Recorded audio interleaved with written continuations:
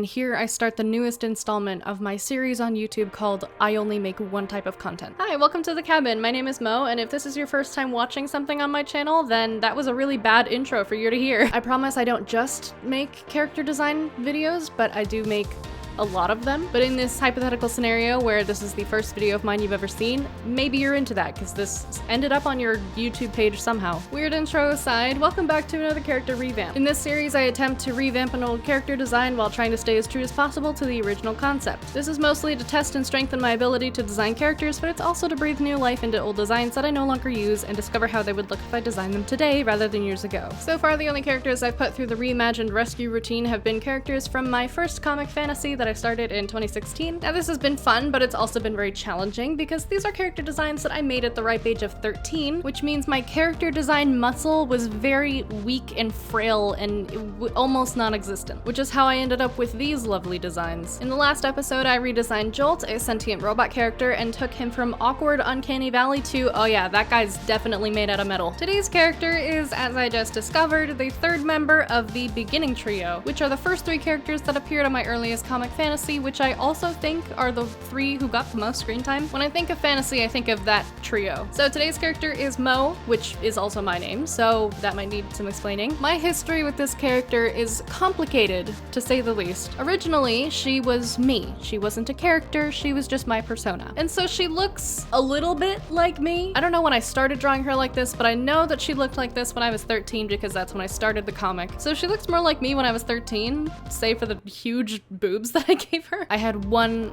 body type for all my characters. They were all thick, except for Jolt. He got the short end of the stick there. Not anymore though. You're welcome, James. Anyway, point is, she was my persona. She was how I represented myself. But then I started making fantasy, and for some reason, I just used my persona as the main character of that story. So in an instant, she was not just my persona, but she was also my character for my comic. But she was still me. It was a self-insert scenario. But the longer that fantasy went on and the more I developed my writing skills, I became very disconnected from the character Mo. I'd refer to myself as IRL Mo and her as Fantasy Mo, and that separation grew so wide that by the time I discontinued fantasy, I made an announcement saying that this is no longer my persona, this is a character, and I'm renaming her to Danielle because it feels weird having a character with my name. Although Danielle didn't seem to suit her that well, so it didn't stick. I changed the name to Ronnie later on, and 5 years later, that's still her name, so that one stuck. I hope that makes sense. I hope you understand the transition from persona to character and why that was kind of weird for me. And it's still weird. Like every time I talk about this character from this era, I don't know how to refer to her. Because while technically that character is Ronnie, I don't feel comfortable referring to that design as Ronnie because that design was still just me. So it always takes me a second to like think about how I want to refer to her.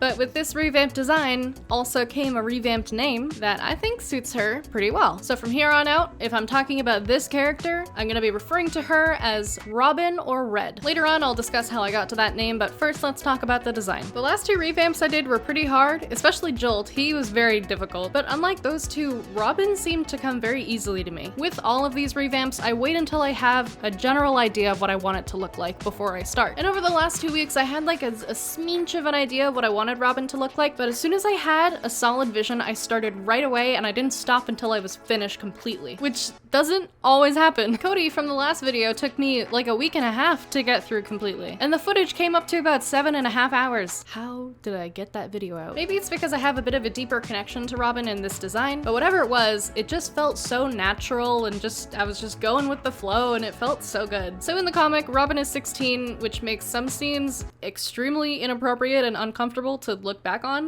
Hey, editing Mo here. I wanted to fact check this because even though I knew myself that she was supposed to be 16, I wasn't sure if it was ever confirmed in the story. And I was just reading through and I guess it's canon that she doesn't know how old she is, but that's not any better. Okay, so here, this is a flashback scene. Here it says that she's 14, which would be 2 years prior if she is 16. April 3rd, 2009. Does that mean it took place in 2011? Okay, I just found something disturbing. My god! Blanc flirts with her. Luna says, don't overthink it, he does it with everyone. He explains he only flirts to make people feel good, which is just...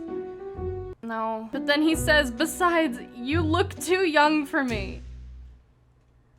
Oh, Stop it! You're a victim. And then earlier in the comic, he said poor kid when referring to her. It's never explicitly stated what age she is, except for in that flashback, but it is implied several times that she's young. So, I don't know.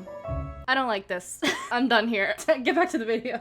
I would make fun of this, but I'm trying to be easy on my younger self. As a child who grew up on the internet, I was exposed to a lot of inappropriate stuff, and along with that, I had a large following on YouTube at the time. Not a good combination. Guess who needs therapy but doesn't have insurance or an income? I've been looking for a job for months with no success. If I open up NSFW commissions, don't be surprised. Don't judge me, just let it happen. It's probably gonna happen. The whole point I was trying to get to is that Robin in the comic is 16, but I started writing the comic when I was 13, so the way that she looked was based on how I looked when I was 13. So to keep with the trend of this character looking similar to how I did at a certain point in my life, I tried to remember what I looked like when I was 16. I don't have easily accessible photos of myself from that era of my life, and I didn't really want to go digging for them, so I just had to work with my memory. I remembered that at the time I had a pixie cut, so I experimented a bit with Robin's hair length because in her original design she does have long hair, but if I was going to keep with the idea that she is 16 and she is based off of how I looked when I was 16, I wanted to give her short hair. But the point of this is to stay as true as possible to the original concept so you can still tell that it's the same character, just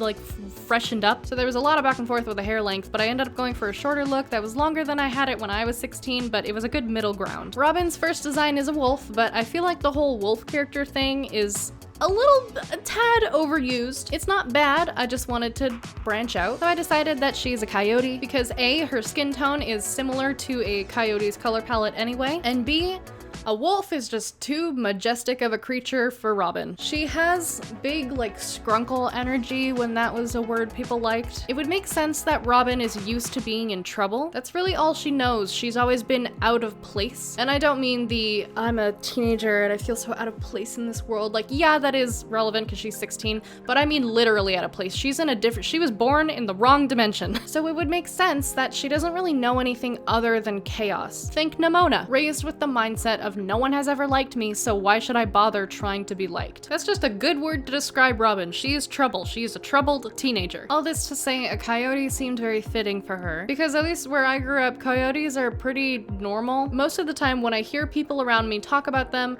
they're kind of more described as an annoying inconvenience than an actual threat. Oh, fuck, buddy, I couldn't get a lick of sleep last night because of the damn coyotes. Had a rough school day, eh, bud? Yeah, I heard you had a lockdown because of the coyote in the field. Hey, get the dog in the house! The coyote's gonna eat him up! But a wolf? I've never even seen a wolf in person before. I've been like 3 feet away from a coyote before. No sweat, don't care. If I was even 10 feet away from a wolf, I'd be shitting bricks. Have you seen how big those motherfuckers are? They seem like much more of a threat than coyotes do. Robin has little shit energy, and so do coyotes, so Robin is coyote now. Robin also has funky legs now. And that's not just to practice furry anatomy, because eventually I'll have to join Fur Affinity and open up furry commissions, because I have no fucking money and furries are rich, apparently! This is no hate to the furries, we love the furries. But I gave Robin actual wolf legs, or coyote legs. I just spent a long time talking about how she's a coyote, she's not a wolf. She's got animal legs, and there's like reason for it. Because apparently, one thing that I can't stop doing is when I make these revamp videos, I make new lore for fantasy, for like revamp fantasy. There's new lore. So let's get into that. In the original story, their world was kind of split up into different factions based on race.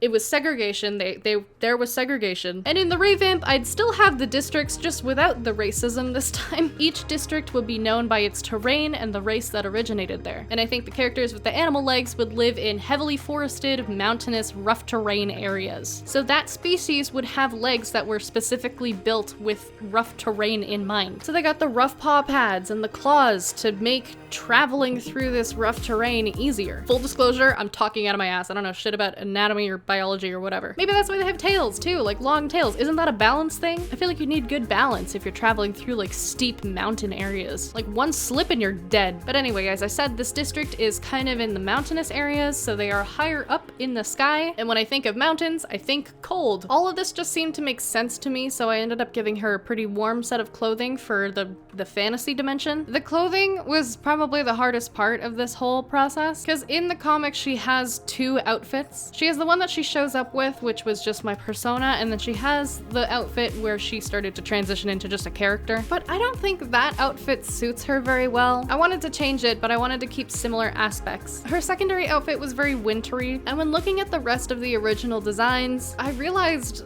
they're all kind of wintry. Like, Robin's the only one that looks like she's dressed for summer. The rest of them look very, very wintry. So I made a choice in the fantasy revamp. It is cold. Hey, editing Mo is back. It was cold. Luna literally says, your clothes were bloodstained and the purple shirt is ripped. Sadly, I'm not sure if it's even a wearable shirt. Besides, it's far too summery for the weather right now. It was cold. And then Robin literally says, yeah, I remember it being cold when we were out there before. This was already a piece of lore. It is cold, like very cold, too cold. So cold, in fact, that people started to move from their other districts to Jemmy's district. Why? I don't know, haven't figured it out yet. Maybe I won't ever, but that's what I have in mind. I kept the summery feel in her earth design, which I'll talk about in a minute. I just thought of this now. What if that's why she passes out in the beginning of the comic? Because she's suffering from hypothermia. Damn, okay. Anyway, her earth design I think is pretty cute. Again, in the comic, she wasn't born in the right dimension. She was born on Earth, and she ends up going back to fantasy somehow. Don't know how, never really knew how, but that's not important right now. What is important is that she didn't have clothing that fit her legs right. So she has these ripped up wide shorts, and for shoes, she has socks. Socks that are torn at the bottom because her paws are too big. I really love the socks idea. I think that was a good idea, because that way I can incorporate the hearts that was in her first design without it looking weird. I struggled a lot to incorporate the purple crop top with the black tank top underneath, because that shirt just doesn't exist. At least I don't think it does, and even if it did, I don't think Robin would wear it. Her Earth outfit seems very quickly put together, very DIY, and that's pretty accurate for her situation. She didn't have the luxury of going to the mall because she's an anomaly on Earth, so she just has to deal with what she has. So instead of focusing on the crop top itself, I focus more on the fact that from the waist up, her clothing is dual toned. Like, it's half purple, half black. So I applied the whole dual tone idea to her tank top and jacket. Well, I mean, her jacket's like multicolored, but you get the point. She ended up looking way more different from her original concept than I intended her to, so I tried to keep her colors as similar as possible. Her hair was already very saturated and pretty red, so I just went full redhead on this one. And it suits her a lot. I think it's so cute. I tried to give her purple eyes because in the comic, Robin was eventually going to have purple eyes, which is why I just gave her purple eyes in the redraw in the beginning. But she just looks better with dark red eyes. And you know what? Characters don't always have to have very vibrant eyes. They can have dark eyes. They look nice. Maybe I'm projecting because my eyes are so dark they're almost black, but like, you know, Robin is still kind of based off of me. Not kind of, she is based off of how I looked, and I have dark ass eyes, so she gets dark eyes. I can't remember what I was talking about. Whatever, I'm moving on. When I got to the end of the design, I was like, I have to give this character a new name because this isn't Ronnie and this isn't me, so who is she? So I did some brainstorming of names that have Mo in it, but none of them seemed to fit. But then I started thinking about how I started going by Mo. Mo is my nickname. I mean, it was my nickname. It's just my name now. It's like my second name. Everybody calls me Mo. The only people that don't call me Mo are my family members. They call me by my birth name. But I started going by Mo because it was a nickname given to me by a friend. It suits me and it's a good alias, so I started going by that online. And so my personas were named Mo because that's me. So I started thinking, what if I based Robin's name off of a different nickname that I had? So I started thinking of other nicknames that I was given, and the only three that came to mind were Gur, Moo, and Red. I went with Red because for a long time I would dye parts of my hair this really vibrant red, and whenever I would, my mom would call me Red. And Robin's a redhead, so I figured maybe the person that took care of her when she was on Earth would call her Red because she's a redhead. I don't really know how I went from Red to Robin, but her name is Robin now, and her nickname is Red. And it feels nice because now she's her own character, but she still has a connection to me in some way. And on that cute little note, I'm gonna end the video here because I'm tired. Thank you so much for watching. I hope you enjoyed. If you did, maybe leave a like and subscribe as it helps support me and my channel by getting my work out there. You can find all of my links in the description, and if you're interested in seeing early access content from me, you should probably follow my Instagram because all of my designs and artwork gets posted there before they do on YouTube. Thank you so much for hanging out, and I will see you in the next video. You keep my life bright, my lights. Bye!